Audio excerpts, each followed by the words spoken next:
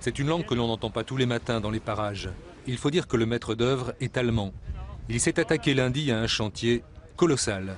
Une revanche sur l'histoire. Repeindre quelques-uns de ces bunkers. Ces taches grises sur l'Europe, ces traces de la folie des grandeurs qui, comme il dit, témoignent surtout de la grandeur de la folie. Il ajoute que vendredi, quand tout sera fini, cela produira un grand effet. Cela fait un moment déjà que cet artiste peintre et scénographe de Magdebourg travaille sur ce projet en lien avec une association locale ainsi que des lycéens allemands et français dont certains ont imaginé ces fresques comme cette tenue de camouflage revisitée. J'adore l'art.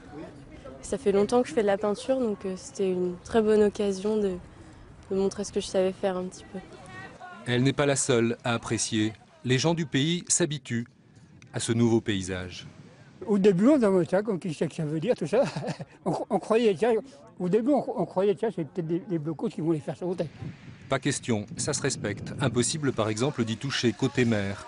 Et sur l'autre face, il fallait forcément ces toiles éphémères.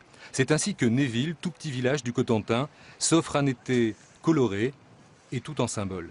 C'est ça qui me plaît, c'est ce côté amitié franco-allemande, culturelle, relationnelle, au-delà des directives, de l'Europe officielle, avec qui est plutôt réglementaire, etc.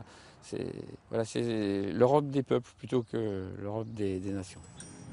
Et l'Europe de la couleur aussi, pour raviver la mémoire, parce que ces vieux dinosaures, tout gris, sont en train de disparaître. En 50 ans. Il dit que dans 50 ans, tout fini. Et que cette grande guerre sera oubliée. Grande guerre finie.